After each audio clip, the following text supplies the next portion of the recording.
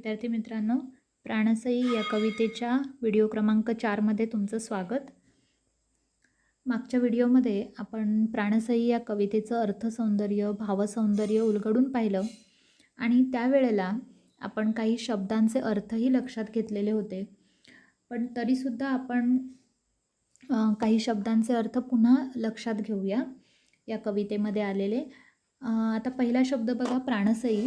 तर याचा अर्थ आपण बघितला होता की प्राणप्रिय सखी किंवा घनावळ म्हणजे काय, तर मेघमाला.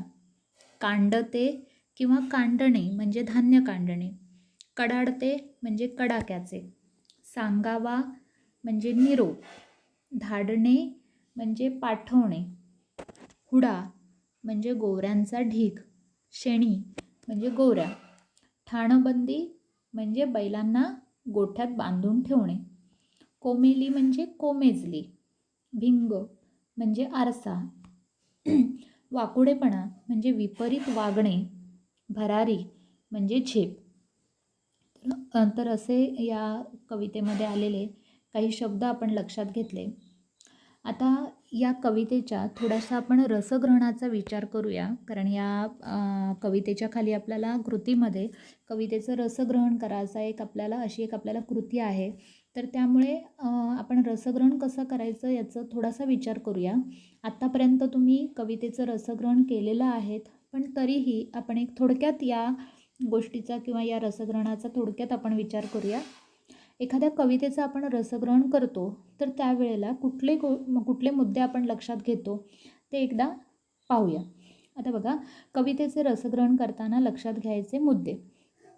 पहिली गोष्ट म्हणजे कवितेचा विषय, म्हणजे त्या कवितेमध्ये आलेला जो विषय आहे तो आपण आधी तो मांडतो. म्हणजे आता जसं प्राणसई या कवितेमध्ये कवयित्रीने पावसाळ्यापूर्वी किंवा पावसाच्या आगमनापूर्वी कशा प्रकारे शेतकरी तयारी करून ठेवतात, तर हे या कवितेमध्ये सांगितलेलं आहे. आणि पावसानंतर पण कायापालट सृष्टीमध्ये कसा होतो या गोष्टी या कवितेमध्ये आलेल्या आहेत. तर हा विषय आपण लक्षात घेतो. दुसरं म्हणजे कवितेची मध्यवर्ती कल्पना. म्हणजे आपण मागच्या या 2 व्हिडिओमध्ये आपण बघितलं की कवितेतील विचारांचं सामर्थ्य म्हणजे भावसौंदर्य आहे, त्यातलं अर्थसौंदर्य, त्यातलं आशय सौंदर्य.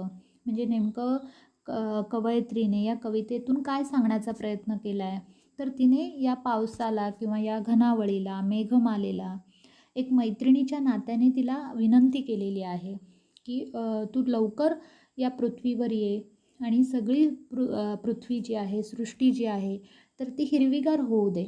शेतकऱ्याच्या डोळ्यातले जी स्वप्न आहेत तर ती स्वप्न पूर्ण होऊ देत. तर हा जो अर्थ आपण लक्षात घेतला तर तो तिथे आपल्याला थोडक्यात सांगायचा आहे. आता हे सगळं आपण या सगळ्याचा विचार करताना आपण असं म्हणतो की हे कवितेचं अंतरंग आहे. म्हणजे कवितेतलं भावसौंदर्य असेल, अर्थसौंदर्य असेल, तर हे सगळं अंतरंग आपण लक्षात घेतो. आणि त्याच्यानंतर कवितेचं बाह्य सौंदर्य तेही आपल्याला त्याच्यामध्ये सांगावं लागेल. आता कवितेचं बाह्य सौंदर्य म्हणजे काय, तर कवितेची चाल. म्हणजे कविता आपल्याला तालासुरात एका लयीमध्ये ती आपल्याला गाता येते का, गेयता आहे का त्या कवितेला, म्हणजे चाल आपल्याला सांगता येईल.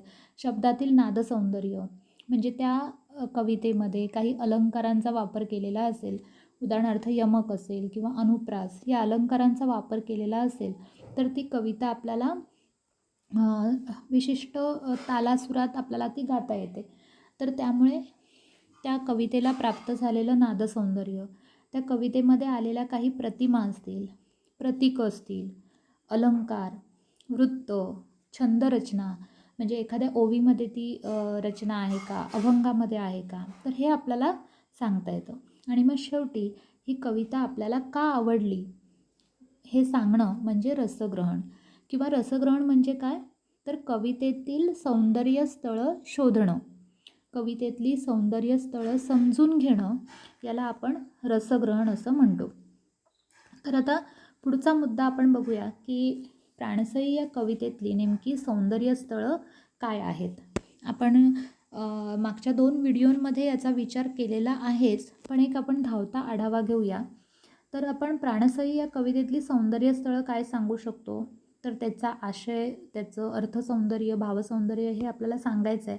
आणि त्याचबरोबर या कवितेमध्ये एकीकडे आपण बघितलं की पावसाच्या आगमनाची आतुरता आणि दुसरीकडे पावसानंतरचा आनंद, या दोन भावभावनांचा उत्तम मेळ या म्हणजे कवितेमध्ये आलेला आहे, हे आपण पाहिलंच. आणि त्यामुळे एकीकडे आर्तता, भावपूर्णता, उत्कटता, त्यानंतर चित्रदर्शी प्रसन्न शब्दकळा, हे काव्यविशेष आपल्याला या कवितेचे सांगता येतील.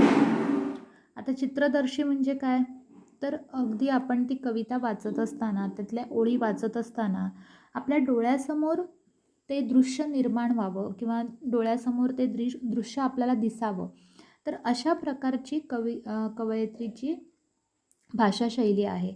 याला आपण चित्रदर्शी असं म्हणतो, किंवा प्रसन्न वाटणारी अशी शब्दकळा आहे. तर हे आपल्याला या कवितेचं किंवा त्या काव्याचं आपल्याला वैशिष्ट्य सांगता येईल.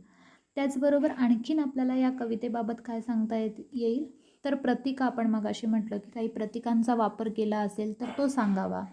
म्हणजे इथे आता या कवितेमध्ये आपण बघितलं की राक्षसीण पीठ कांटे हे प्रतीक वापरलेलं आहे, किंवा भिंगाचं प्रतीक आलेलं आहे. भिंग म्हणजे आरसा. त्यानंतर बैल ठाणबंद हे प्रतीक आलेलं आहे. तर अशा प्रकारच्या प्रतीकांनी सजलेली ही कविता आहे. त्याचबरोबर हिरवा शेला ही प्रतिमा आलेली आहे, आणि त्यामुळे हिरवा शेला म्हटल्यानंतर पाऊस आल्यानंतर की कशा प्रकारे सृष्टीमध्ये कसा बदल होतो, सृष्टीचा कायापालट कसा होतो, की जी सृष्टी आपण अगदी मे महिन्यामध्ये सगळे डोंगर आपल्याला ओके रखरखीत दिसतात, तर पाऊस आल्यानंतर हेच डोंगर आपल्याला हिरवागार अगदी शेला पांघरल्यासारखे आपल्याला वाटू लागतात. तर ही प्रतिमा आपल्या डोळ्यासमोर, म्हणजे दृश्य प्रतिमा आपल्या डोळ्यासमोर दिसायला लागते. त्यामुळे हिरवा शेला ही प्रतिमा तिथे वापरलेली आहे. त्यानंतर यमक प्रधान रचना आहे, म्हणजे गेयता, नादमयता. आता बघा या कवितेमध्ये आपण म्हणजे पहिल्या आणि तिसऱ्या ओळीमध्ये आणि दुसऱ्या आणि चौथ्या ओळीमध्ये आपल्याला यमक साधलेलं दिसून येतं, आणि त्यामुळे ती कविता गेय आहे, म्हणजे गाता येण्यासारखी आहे. छान ती आपण तालात, ठेक्यामध्ये एका म्हणू शकतो. तर हे एक आपल्याला या कवितेचं वैशिष्ट्य सांगता येईल. आणखीन आपल्याला काय सांगता येईल, तर पुढचा आपल्याला काव्यगुण आहे तो म्हणजे प्रसाद आणि माधुर्य, हे दोन काव्यगुण आपल्याला या कवितेचे सांगता येतील. आता प्रसाद आणि माधुर्य म्हणजे काय, तर हेही मागच्या इयत्तांमध्ये तुम्ही पाहिलेलं असेल. तर एखादी रचना आपण प्रासादिक आहे असं म्हणतो. तर प्रसाद म्हणजे काय, तर प्रसाद म्हणजे सोपेपणा किंवा सुलभता, आणि किंवा काव्य वाचल्यानंतर हे जे सहजपणे आपल्याला समजते, तो कवितेचा गुण म्हणजे प्रसाद. म्हणजे एखादी कविता वाचल्यानंतर आपल्याला पटकन तिचा आशय जो आहे, तिचा अर्थ जो आहे तो आपल्याला चटकन लक्षात येतो. तर हा जो कवितेचा गुण असतो त्याला आपण प्रासादिक किंवा प्रसाद असं म्हणतो. आता इथे उदाहरणार्थ एक ओळ आपण बघूया. पडवळा भोपळ्यांची आळी ठेविली भाजून, हुडा मोडून घरात शेणी ठेविला रचून. तर या ठिकाणी आपल्याला अगदी सहज हा अर्थ जो आहे कवितेचा, की पावसाळा येण्यापूर्वी आपण कशी शेतामध्ये तयारी केलेली आहे, तर हे कवयित्रीने सांगण्याचा इथे प्रयत्न केलेला आहे. म्हणजे वेलींची आळी तयार केलेली आहेत, गोवऱ्या शेणी ह्या आपण रचून ठेवलेल्या आहेत, घरात आणून ठेवलेल्या आहेत.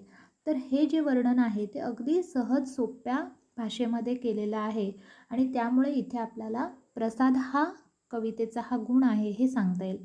आता दुसरा गुण बघा, माधुर्य. आता माधुर्य म्हणजे काय, तर माधुर्य म्हणजे गोडवा, म्हणजेच जे काव्य आपल्याला ऐकायला मधुर, गोड, सुखद अनुभव देते, तो काव्यगुण म्हणजे माधुर्य. आता उदाहरणार्थ आणखीन एक आपण या कवितेतली ओळ बघूया. आता बघा इथे, उभी राहून दारात तुझ्या संगती बोलेन, सखा रमला शेतात त्याचे कौतुक सांगेन.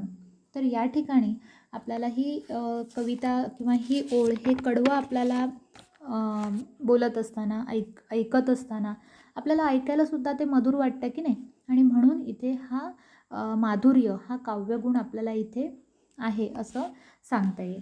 तर आणखीन एक शेवटचा महत्त्वाचा या कवितेचा गुण आपल्याला काय सांगता येईल बरं, तर तो म्हणजे अष्टाक्षरी छंद. आता अष्टाक्षरी छंद म्हणजे काय, तर या नावातच आपल्याला त्याचा अर्थ दडलेला आहे असं लक्षात येईल. उदाहरणार्थ, कवितेच्या प्रत्येक चरणामध्ये 8 अक्षरे असतात, त्यावेळेला अष्टाक्षरी छंद होतो.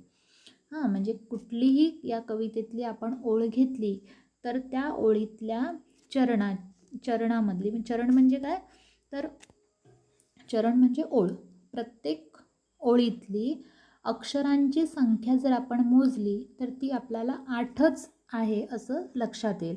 मग तुम्ही पहिलं कडवं घ्या किंवा शेवटचं कडवं घ्या, कुठेही आपल्याला 8च अक्षरं दिसतील. आता इथे बघा, दिला पाखरांच्या हाती माझा सांगावा धाडून, ये ग घनावळी मैत्रपणा आठवून. तर इथे प्रत्येक ओळीतली अक्षरांची संख्या जर तुम्ही मोजून पाहिली तर आपल्याला 8 अक्षरं आहेत, प्रत्येक चरणामध्ये 8च अक्षरं आहेत हे आपल्याला लक्षात येईल. आणि म्हणून या कवितेचा हे एक महत्त्वाचं वैशिष्ट्य आहे, ते म्हणजे अष्टाक्षरी छंद. तर या सगळ्या गोष्टींमुळे आपल्याला ही कविता आवडली असं आपल्याला सांगता येईल. म्हणजे या कवितेचा आपण पहिल्यांदा विषय सांगायचा, त्याच्यातलं अर्थसौंदर्य थोडक्यात सांगायचं, त्यानंतर काही प्रतिमा आल्या आहेत का, प्रतीकांचा वापर केला आहे का, एखाद्या अलंकाराचा इथे वापर झाला आहे का, एखाद्या छंदामध्ये ही कविता लिहिलेली आहे का, एखाद्या वृत्तामध्ये ती कविता आलेली आहे का. तर या सगळ्या गोष्टींचा विचार करणं, ते समजून घेणं आणि आपल्या स्वतःच्या भाषेमध्ये हे आपल्याला लिहिता येणं, यालाच आपण कवितेचं रसग्रहण असं म्हणतो. तर मला वाटतं विद्यार्थी मित्रांनो, तुम्हाला या प्राणसही कवितेचं रसग्रहण तुम्हाला नक्कीच करता येईल. आणि जे काही आपण मागच्या 4 व्हिडिओंमध्ये जे विवेचन केलं त्याच्यावरून तुम्हाला स्वाध्याय कृतीही नक्कीच सोडवता येईल अशी मला आशा आहे. तर अशाच प्रकारे पुढच्या व्हिडिओमध्ये अशाच पद्धतीने आपण आणखीन काही पाठांचा अभ्यास करूया. धन्यवाद.